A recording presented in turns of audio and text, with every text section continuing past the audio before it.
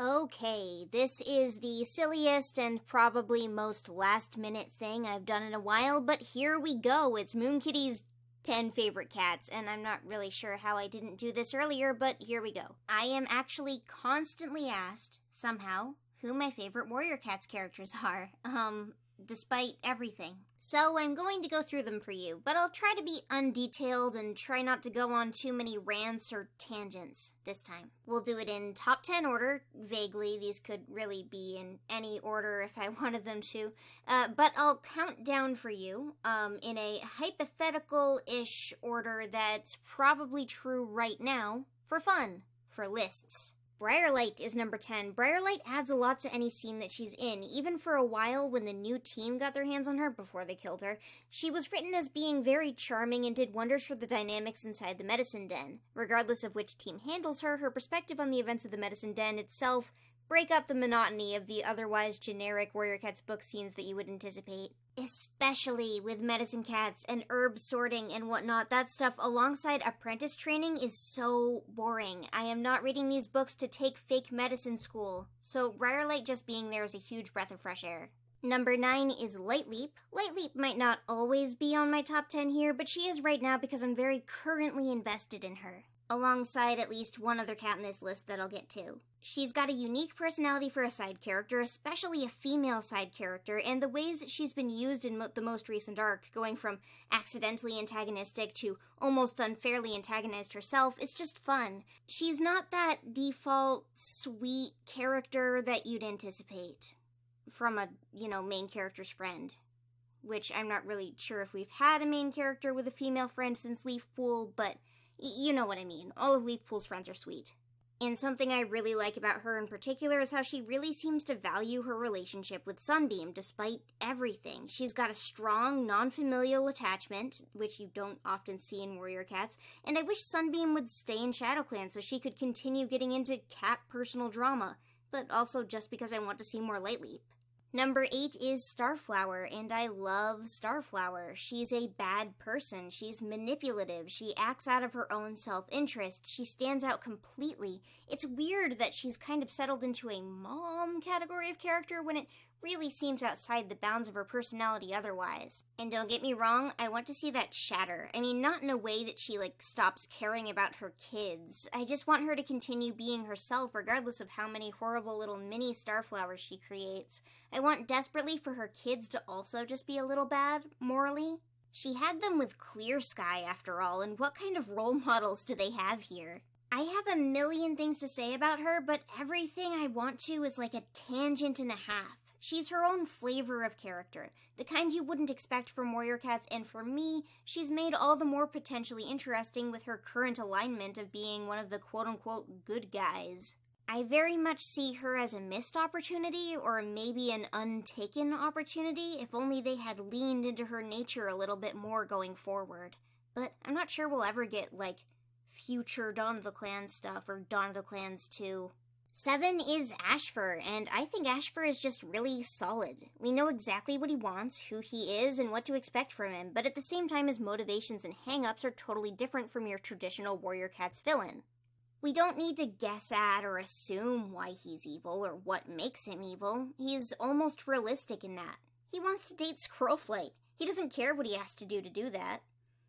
Did I really write has to do? Has to do.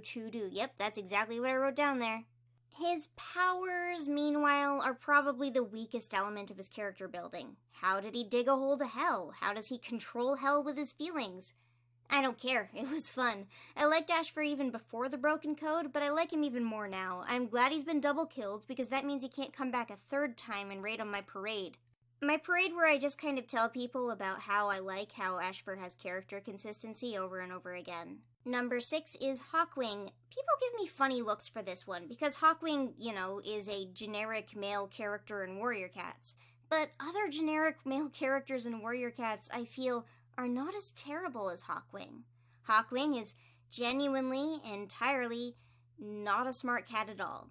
And he does not deserve almost anything he gets, and what he gets is basically the bare minimum of gaining anything, and it's never anything that he actually wants.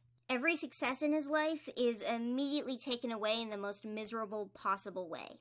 So here's a cat who has a couple of rocks bouncing around in his head at best. He gets tricked by Darktail, even though his instinct was to distrust Darktail. He does almost nothing well except for fight, and being able to fight well basically never helps him. His book is a series of failures and atrocities that he's forced to witness over and over again. And what I'm getting at here is, Hawkwing is funny.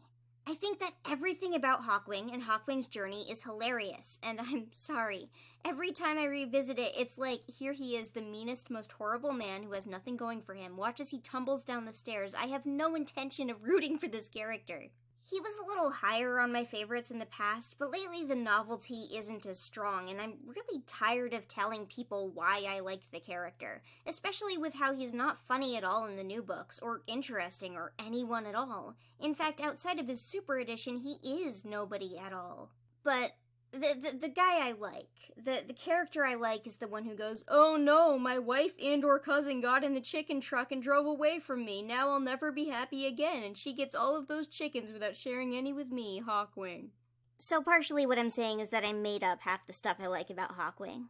Another recency bias choice, number 5 is Fringe Whisker. I like her a lot. We haven't seen anything from her perspective, and I'm still completely anticipating her death before the end of this series, but I love this cat. Love this weird cat. She's putting up with this torment, a whole bunch of blatant suffering in a way that's almost self-sacrificing, doing her absolute best to be accepted into ShadowClan no matter what kind of monstrous expectations her mother-in-law has for her.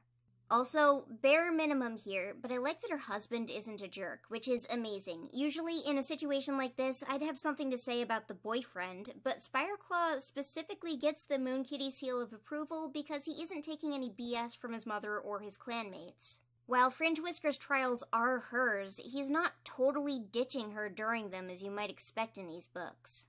Again, bare minimum, I know. I feel like you can see a lot of intention in her. Fringe Whisker sitting in the rain just to prove to everyone that she's willing to do anything to belong there. I like that.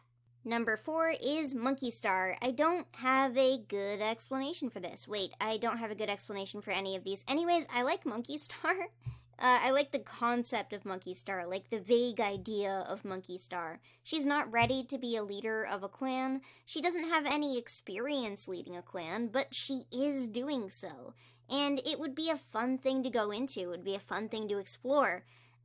Assuming she doesn't need to give up her position to Fang, I'd hate that. It's the opposite of interesting. Like, oh, you need to surrender all of your power to this more competent man who is better than you because, he spent 5 more minutes outside than you did? So if they revisit, Warrior Clan, I really hope that that specific thing isn't what happens.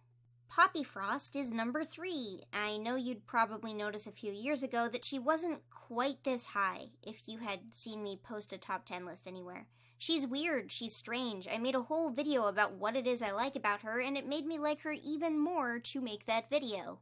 I'm definitely currently afraid of how the new team wants to use her, especially now that Barrynose is dead. I know they don't remember the things that I like about her because they were all written by Vicky. Her near-death experiences where she witnesses the afterlife, her draw back to that afterlife after her sister dies to, talk to her sister, and the fact that she's saved from this by the same cat twice. It's all very fun and almost seems intended, but who knows how much of it Vicky intended. But anyway, Poppy Frost. There's like a 2-year-old video if you want to hear me talk about her more.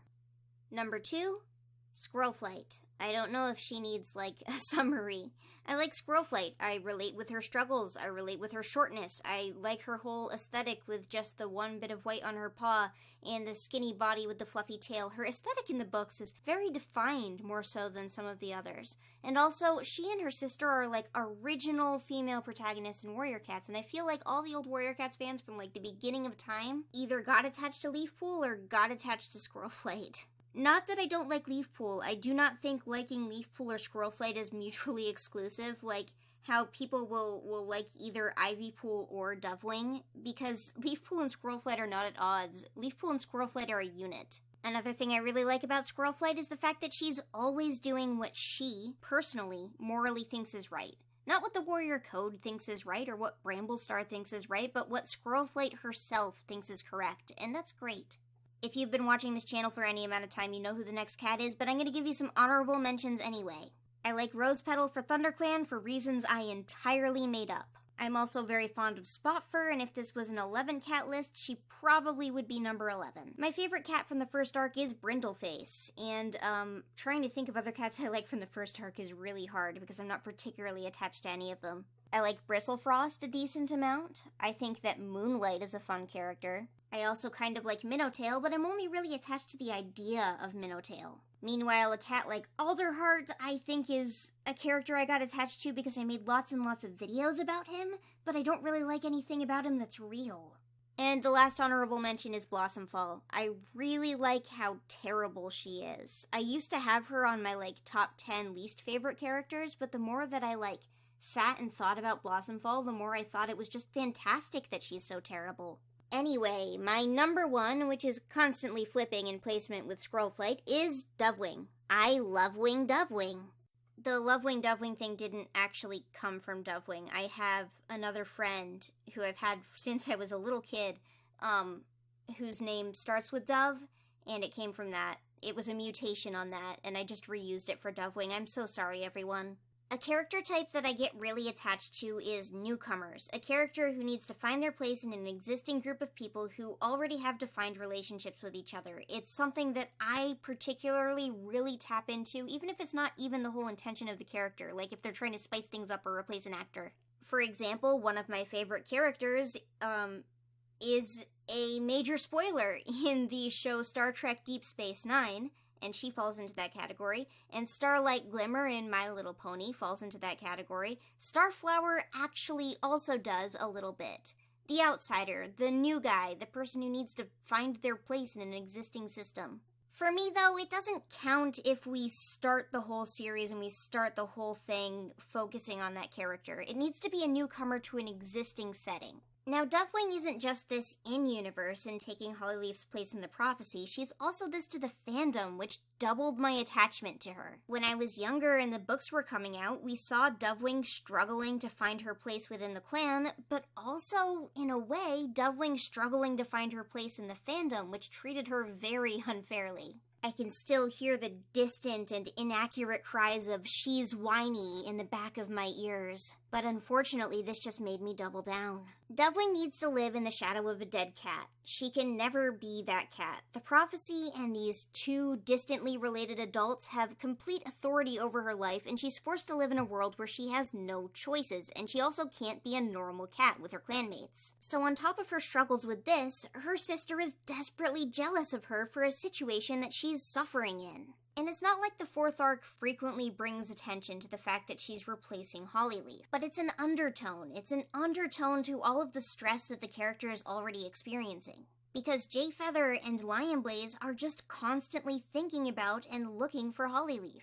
I think something a lot of the characters I like have in common is unfair situations that they struggle through, but what makes me really like Dovewing more is that she gets away from it. She finally chooses her own path, and after she suffers through losing her powers, practicing for hours in the tunnels to try and train herself back to a superpowered state, she's seen depressed and purposeless, but in a vision of shadows, although spurred by prophecies and visions, she leaves, and I like that, thematically for her. I like that she gets out of there and just does something completely on her own, ignoring the whole StarClan thing. The people who exist in the clan already, her distant cousins, unwanted ex-boyfriend, and jealous sister, the people who put heavy expectations on her and didn't understand her, they weren't going to support her when she, turned up pregnant with half-clan kits. And maybe the way that Bumblestripe has been characterized recently would, lead into him offering to be the father or whatever, but she doesn't like Bumblestripe. And she still likes Tigerheart. So just the idea of that is nightmarish. And you cannot expect Jayfeather and Lionblaze to be supportive through that situation whatsoever. So I like that she leaves. I like that she goes to ShadowClan. I wish it was her idea more so. I wish she wanted to go to ShadowClan more than staying at the church, but I'll take what I can get. So I like Dovewing's everything, even how they're using her now in the most recent books. She's everything I want from her, with a little squinting, she's everything I want from her. Again, could be more perfect, but who's expecting perfection from a Warrior Cats book? Almost this entire list is just me reading between the lines. So there you have it. Overwhelmingly positive and generic Moonkitti video, but it's a list! A list!